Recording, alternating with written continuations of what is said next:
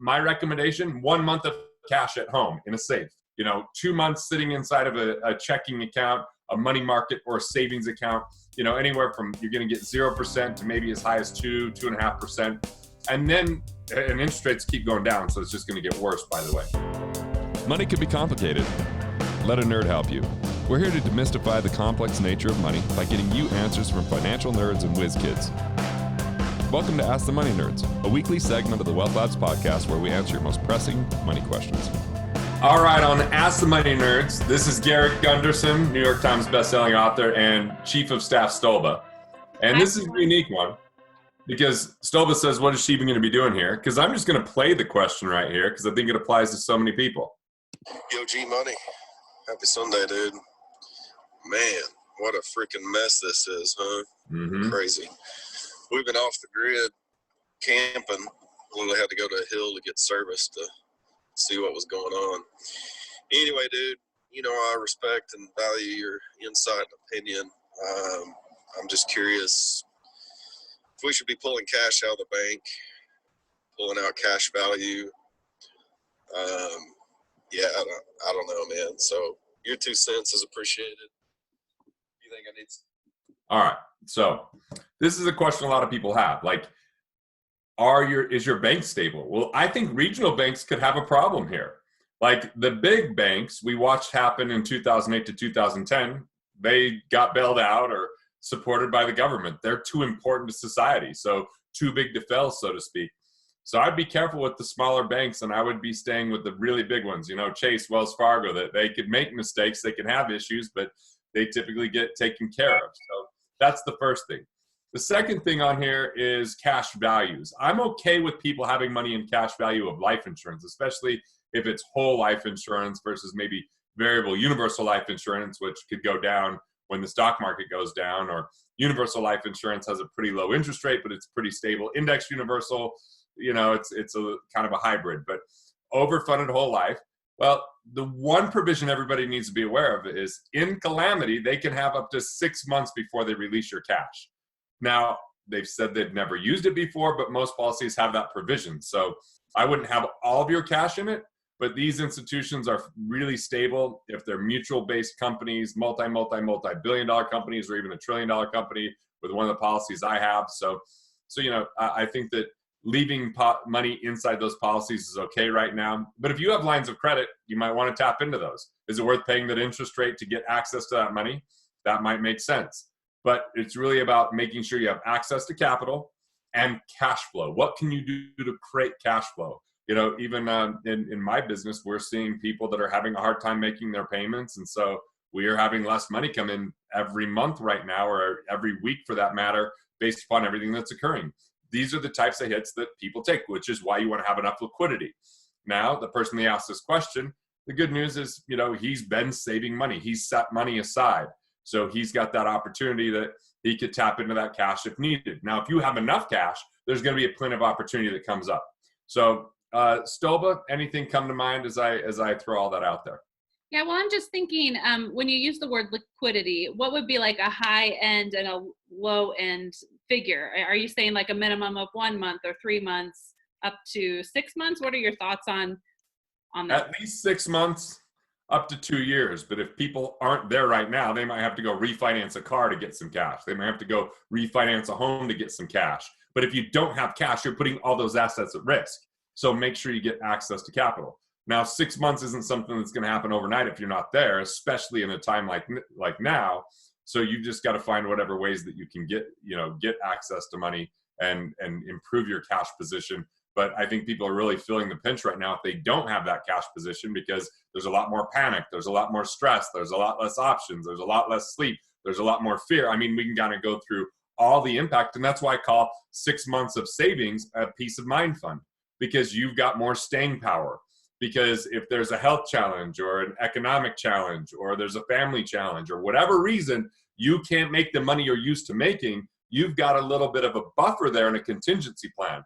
And I think we've underemphasized the importance of that in previous times, especially the 90s when things were so great, or from 2002 to 2007, or from 2012 until 2019. We just saw that during those times people don't worry about it as much. We have a good employment rate. People are making a good living. But at the same time, in 2019, we started to see a lot of people getting really far behind on payments, especially on car loans, even on mortgages. So the signs have been here. If we're over leveraged, or we're just hoping that the next month it all goes according to plan, that's a really risky position to be in, and far too many people are in that position.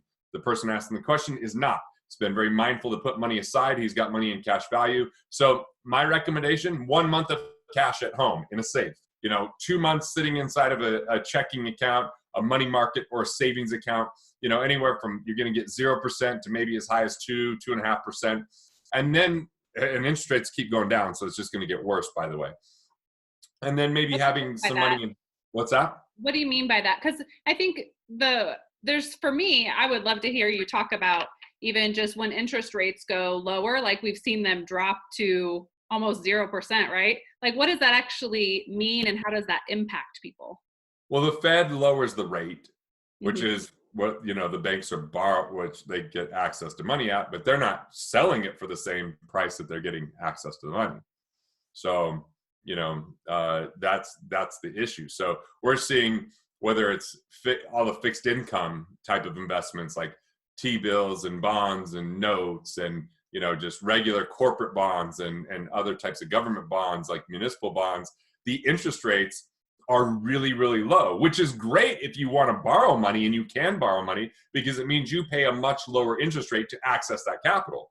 But if you're the lender or the investor that's giving the money, it also means that you're getting a lower return on that capital. Now, when we're going to a bank, we've got people making deposits, they're paying them a really low interest rate, and that they can get access to low interest rates, then they're selling that money for a little bit more.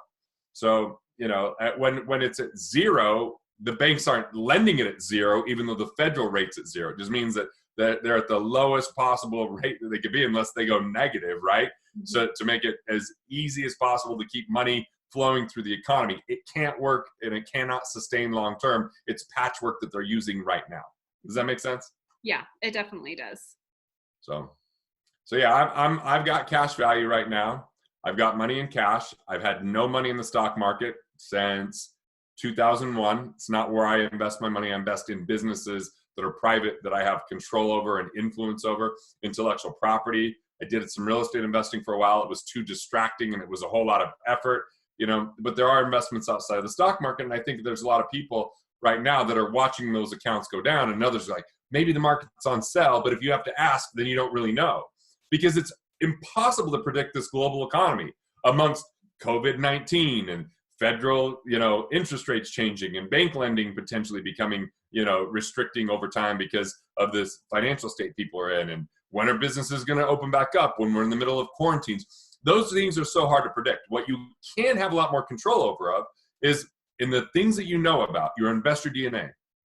And the businesses, if you're going to acquire, are businesses that are in your industry and in your expertise, and you're buying a private business that has infrastructure and cash flow from day one. That's a lot more predictable than buying something for 10, 20, or 30 years, like an index fund, and hoping it's all going to pay off.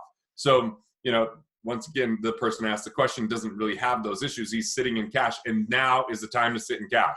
There's going to be amazing deals because people are distressed. They didn't manage cash flow, and it could be the difference of you coming in to save that business versus it going out of business, which would be good for everyone involved, because even that distressed seller getting something instead of nothing, those employees still having a job moving forward. Like, I really want us to look at this as not a way that we're preying upon someone that's struggling, but on how we're helping everyone out, because we're helping people extend life and improve their business and their situation, because maybe they're exhausted or they're strapped financially, or they just don't know how to manage it properly. So think of it as a value creation play where we're in it together, and people with a lot of cash are going to see a massive amount of opportunity. Those without cash, now is the time to get access to it, whether it's borrowing or whatever it takes to make sure that you can have staying power to see this through. Yeah, one of the things that I want to emphasize that you said is focus on what you know and focus on what you can control. And it's so easy right now to be stressed out because so much feels out of our control, not only in the market, but with our health and job security. There's so many families that are homeschooling now that have never done that because schools have shut down. And so I just want to emphasize that it's really important that we focus on what we can control. We focus on our interior world and maintaining our peace, and then doing some of these things that you talked about, just to have peace of mind in our life so we can stay productive, stay healthy people, and stay in a place where we can contribute to the world around us, even in moments that feel very unsecure. Well said, Chief of Staff Stolba. All right, go ask questions at AskTheMoneyNerds.com. We're doing this on a frequent basis and updating them as quickly as possible amidst the concerns and questions and urgency that people are facing in the economy today.